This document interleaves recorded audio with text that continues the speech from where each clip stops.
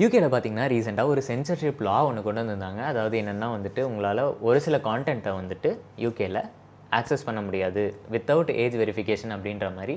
Even ஒரு சிலதெல்லாம் வந்துட்டு டைரக்ட்டா பிளாக்கே பண்ணியிருந்தாங்க. ஈவன் இந்தியால கூட வந்துட்டு ரீசென்ட்டா அந்த அடல்ட் கான்டென்ட்லாம் இது பண்ற ஆப்ஸ வந்துட்டு பிளாக் பண்ணியிருந்தாங்க. That is a very good initiative. But இங்க வந்துட்டு அது பிரச்சனை இல்ல. நான் கண்டிப்பா வந்து அவங்க பண்ண விஷயம் சரிதான்.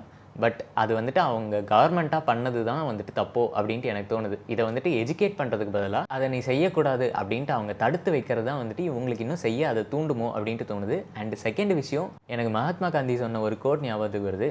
ஒருத்தனுக்கு தப்பு பண்ண கூட சுதந்திரம் இல்லன்னா, அது உண்மையான சுதந்திரம் கிடையாது அப்படின்ற மாரி சொல்லியிருப்பாரு. ஒரு மனுஷன் வந்துட்டு அவன் என்ன பண்றான், அவனோட தனிப்பட்ட வாழ்க்கையில அவன் என்னென்ன பண்றான் அப்படின்றது அவனோட உரிமை.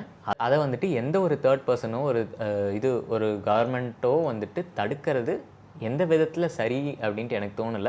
இது வந்துட்டு இந்த மாரி சின்ன சின்ன விஷயத்துல ஸ்டார்ட் பண்றது ஃபியூச்சர்ல வந்துட்டு மாரி நம்ம என்ன இது சேனல்ஸ் பார்க்கணும், நம்ம என்னென்ன விஷயங்கள் இது பண்ணணும், என்னென்ன ஹேர் கட் வைக்கணும், அந்த மாரிலாம் ஒரு சர்வாதிகாரமா வந்துருமோ அப்படின்ற ஒரு பயமே எனக்கு இருக்கு.